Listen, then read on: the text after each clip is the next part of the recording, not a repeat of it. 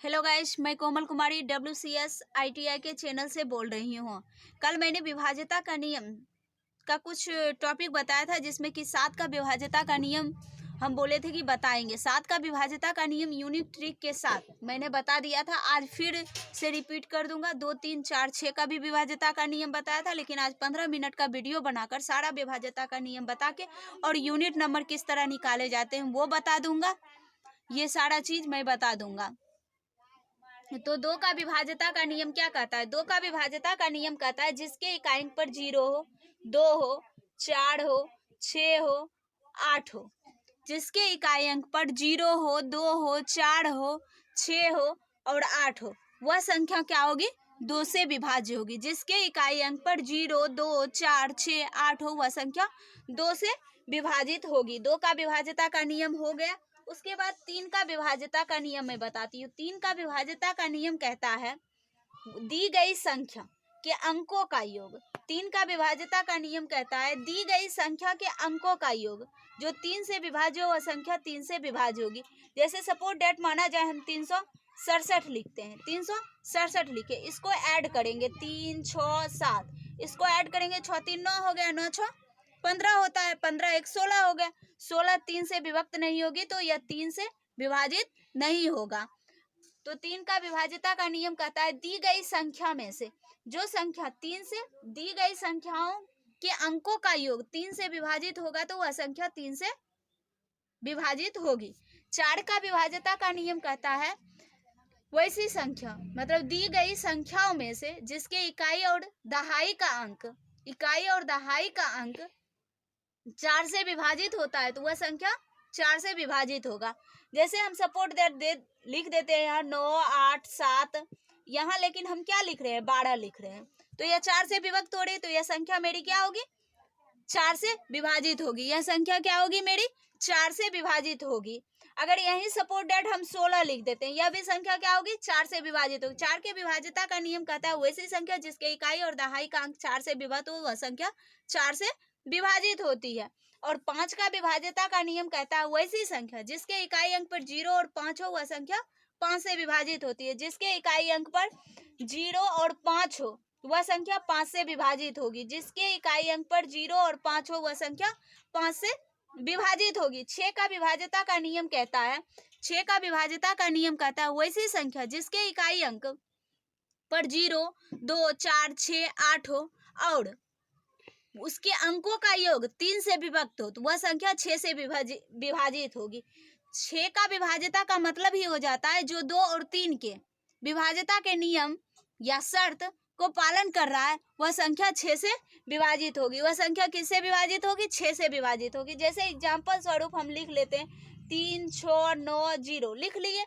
अब इसके अंकों का योग करते हैं तो हो गया 18। 18 3 से विभाजित होती है और उसके इकाई अंक पर क्या है? 0 है। यह भी 2 से विभाजित होती है। इसका मतलब यह जो नंबर मैंने लिखा है यह नंबर 6 से विभाजित होगी। अगला क्वेश्चन कहता है 7 का विभाज्यता का नियम।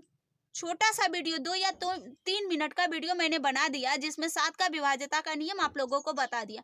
उसमें यह कह रहा है कि 7 का विभाज्यता का नियम वैसी संख्या जिसके इकाई के अंक को 2 गुना करके बची हुई संख्या में से घटा दिया जाए, और जो संख्या बचती है वह 7 से विभक्त होती है, तो वह संख्या 7 से विभाजित होगी।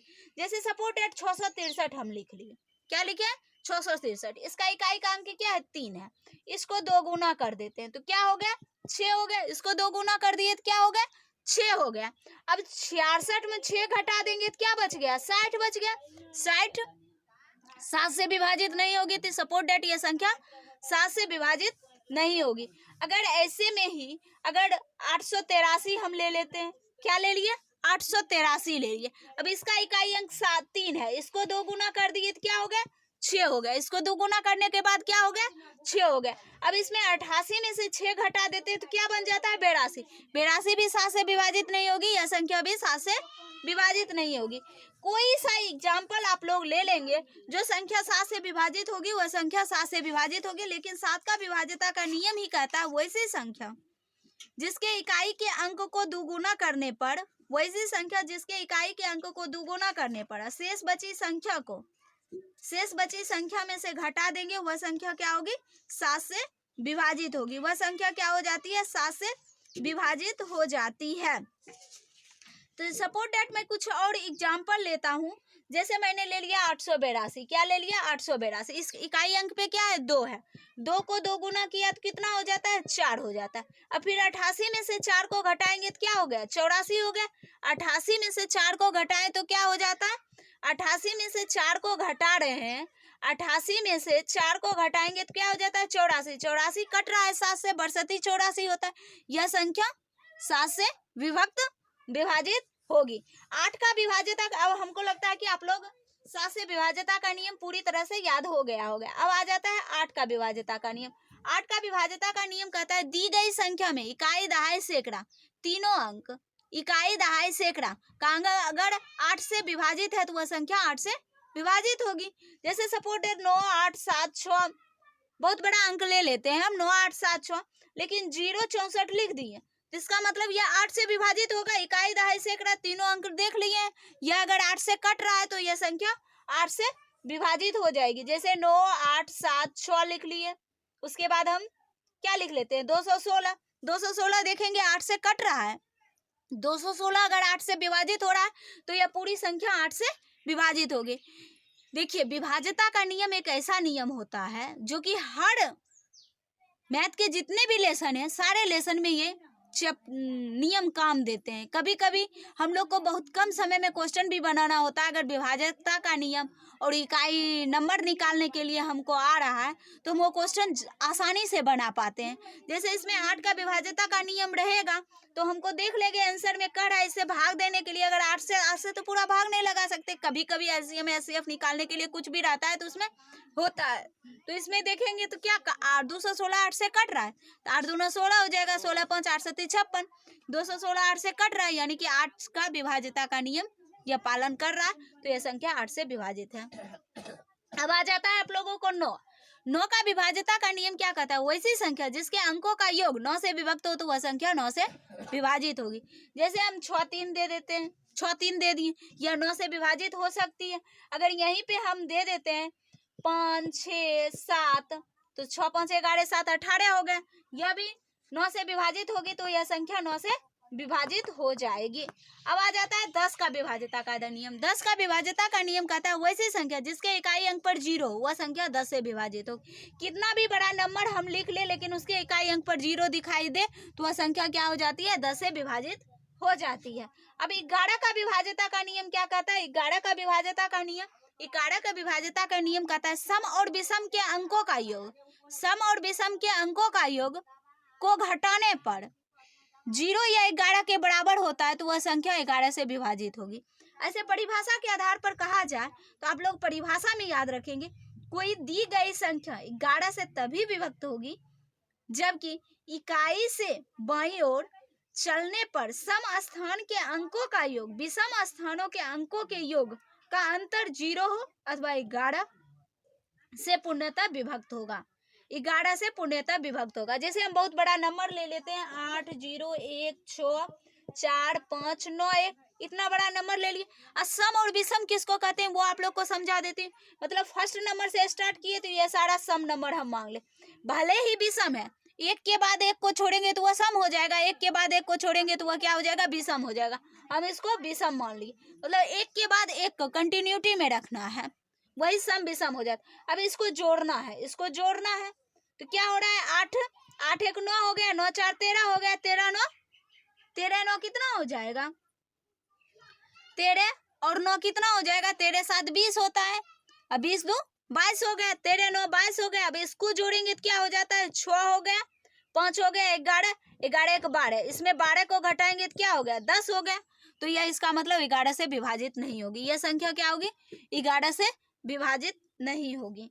अगर दूसरा एग्जाम्पल लेते हैं जो 11 से विभाजित हो, दूसरा एग्जाम्पल हम ले रहे हैं जो कि 11 से विभक्त हो। सपोज दैट हम कोई संख्या ले रहे हैं जो कि 11 से विभक्त होना चाहिए, वैसा कोई संख्या लेंगे जो 11 से विभक्त होना चाहिए। देखो 2 3 6 9 7 0 6 9 ले लिए, इतना बड़ा नंबर ले लिए। अब इसमें देखना है कि 11 से विभक्त होती कि नहीं है।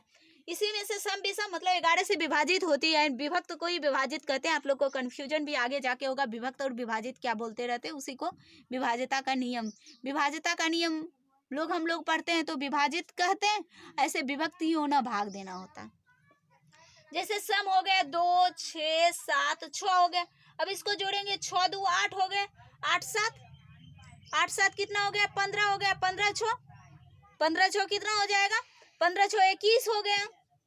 अब इसी में जोड़ते हैं 9 6 12 हो गए, 3 9 12 हो गए, या 9 3 9 12 हो गया, 0 हो गया, यहाँ 9 हो गया, तो 9 9 18 18 3 19 20 21, 21 में 21 को घटाएंगे तो 0, यहाँ 0 या 11 से विभाजित होने वाली कोई नंबर आती है तो वह संख्या 11 से विभक्त होता है। यहाँ 0 या 11 से विभाजित होने वाले 0 आए या 11 आए, इसमें से कोई एक नंबर आता है या 11 से विभक्त होने वाली कोई संख्या होती है तो वह 11 से विभाजित होती है। अब हमको लगता है सपोर्ट डेट आप लोग को सारा विभाज्यता का नियम याद हो गया होगा, जितना विभाज्यता का नियम था हमने बता दिया।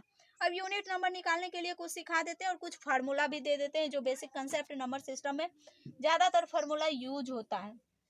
जैसे एक फार्मूला होता है a प्लस बी का होल स्क्वायर बराबर क्या हो जाता है, A square plus B square plus 2ab होता है। a प्लस बी का होल स्क्वायर बराबर क्या हो जाता है, A square plus B square plus 2ab हो जाता है।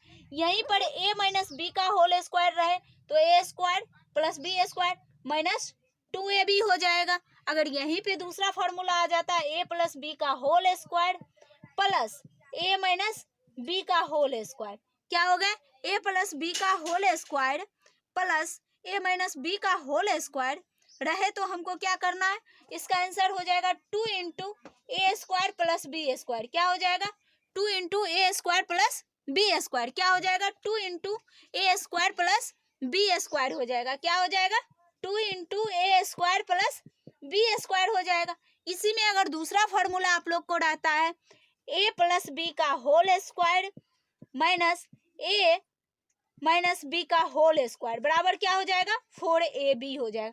आप लोगों के लिए ये दोनों फार्मूला मोस्ट इंपॉर्टेंट फार्मूला माना जाता है, क्योंकि इस फार्मूला पे एक ना एक क्वेश्चन रहता ही, a प्लस बी का whole square plus a minus B का होल स्क्वायर बराबर 2 into A square plus B square होता है। a प्लस बी का whole square minus a minus B का होल स्क्वायर बराबर 4ab होता है। एक फार्मूला जो मोस्ट इंपॉर्टेंट फार्मूला है वो ये होता है कि ए स्क्वायर माइनस बी स्क्वायर बराबर क्या होता है, जो बच्चे से आप लोग को याद होगा a plus B into A minus B हो जाता है। A square minus B square बराबर क्या हो जाता है, a plus B into A minus B होता है। जो फार्मूला था वो फार्मूला हमने बता दिया। दूसरा इकाई अंक कैसे निकाला जाता है वो मैं बता देती हूँ। एक दो क्वेश्चन में, एक क्वेश्चन है आप लोगों का, जैसे 467 लिखे गुना 198 लिखे गुना 359 लिख दिए, 359 लिख दिए गुना 242 लिख दिए। इसमें कहता है इकाई अंक क्या होगा, इसमें क्या पूछ रहा है, इकाई अंक क्या होगा। इसी में अगर पूछ रहा है इकाई अंक क्या होगा, इसमें क्या पूछ रहा है, इकाई अंक क्या होगा। इसी में अगर पूछे इकाई अंक क्या होगा, 467 198 गुना 359 गुने 242, इसमें इकाई अंक क्या होगा। तो 6 को 8 से गुना करेंगे तो 8 को 48 हो गया, इसका इकाई अंक 8 हो जाता है। 8 को 9 से गुना करें 9 8 72 हो जाता है, इसका इकाई अंक 2, 2 गुना 2 किए 4, यानी कि इसका इकाई नंबर क्या हो जाएगा, मेरा इकाई संख्या क्या हो जाएगी 4 हो जाएगी। इसका इकाई संख्या क्या हो जाएगी 4 हो जाएगी, इसका इकाई संख्या क्या हो जाएगी 4 हो जाएगी। अब इकाई नंबर निकालने के लिए आप लोग को आ गया होगा, एक दो क्वेश्चन में आप लोग प्रैक्टिस भी करेंगे इकाई नंबर कैसे निकाला जाता है। और नंबर सिस्टम में निकालने वाला एक और कंसेप्ट बचा हुआ है आपका, ज्यादातर क्वेश्चन पूछता है भाज्य बराबर क्या होता है। भाज्य बराबर भाजक गुने भागफल जोड़ शेष होता है। क्या होता है, भाज्य बराबर भाजक गुने भागफल जोड़ शेष होता है। भाज्य बराबर क्या हो जाता है, भाजक गुने भागफल जोड़ शेष हो जाता है। भाज्य बराबर क्या हो जाता है, भाजक गुने भागफल जोड़ शेष हो जाता है। इसके कंसेप्ट से भी क्वेश्चन एक दो रहता है जो कि आप लोग को बनाना है। उसके बाद फार्मूला से क्वेश्चन रहता है, इकाई नंबर निकालने के लिए हम बता दिए। और एक ऐसा वाला भी क्वेश्चन रहता है, इसमें भी कहता है यूनिट नंबर निकालने के लिए।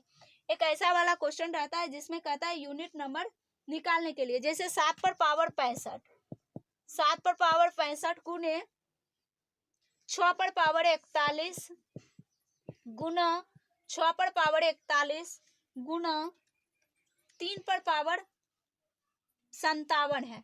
इसमें भी कहेगा इकाई अंक निकाले, इसमें भी क्या कहेगा, इकाई अंक निकाले, इसमें भी क्या कह देगा, इकाई अंक निकाले। इसमें ऐसा वाला अगर क्वेश्चन आए, इसमें यूनिट नंबर पूछ रहे, यूनिट नंबर अगर पूछे तो ऐसा वाला क्वेश्चन में सबसे पहले क्या करना है, जितना भी पावर है उसको 4 से भाग देना। उसको क्या करना पड़ेगा हमको, 4 से भाग देंगे। अगर शेष 1 आता है तो यूनिट नंबर जो दिखाई दे रहा है 7 पर पावर 65 है, 65 को 4 से भाग देंगे तो क्या हो जाएगा, 65 तो 64 कट गया, शेष क्या मेरा बचेगा, 4 से भाग देंगे तो 1 बचेगा। 7 पर पावर 1 करेंगे तो क्या हो जाएगा, यूनिट नंबर 7 हो गया। फिर गुना कर दिए, फिर 6 पर पावर 41 है, 41 को 4 से भाग देंगे, 40 रह गया, शेष 1 बचा तो 6 पर पावर 1 करेंगे तो इकाई नंबर क्या हो जाएगा, 6 हो जाएगा। और 3 पर पावर 57 है, 57 को 4 से भाग देते हैं तो 56 फिर कट जाएगा, 1 बचेगा, यानी 3 हो गया मेरा। 3 पर पावर 1 करेंगे 3 हो गया, 6 पर पावर 1 करेंगे 6 हो गया, 7 पर पावर 1 करेंगे तो 7 हो गया। उसके बाद फिर इसको मल्टीप्लाई करेंगे, 7 छक 42 हो जाता है, 7 छक 42। अभी 2 हो गया, 2 को 3 से गुना किए 6, तो इसका यूनिट नंबर मेरा क्या हो जाएगा, इसका आंसर मेरा क्या हो जाएगा, 6 हो जाएगा। इसका इकाई अंक क्या हो जाएगा, 6 हो जाएगा। इसका इकाई अंक क्या हो जाएगा, 6 हो जाएगा। ऐसा वाला ही क्वेश्चन ज्यादातर पूछा जाता है। और एक और क्वेश्चन है जिसमें जो बार बार पूछा जाता है, वो क्वेश्चन मैं आप लोग को बता देती हूँ। किसी संख्या को, क्वेश्चन रहता है किसी संख्या को 156 से भाग देने पर, किसी संख्या को 156 से भाग देने पर, किसी संख्या को 156 से भाग देने पर शेष 29 बचता है, उसी संख्या को 13 से भाग देने पर शेष क्या बचेगा। क्वेश्चन लिखिए आप लोग, किसी संख्या को 156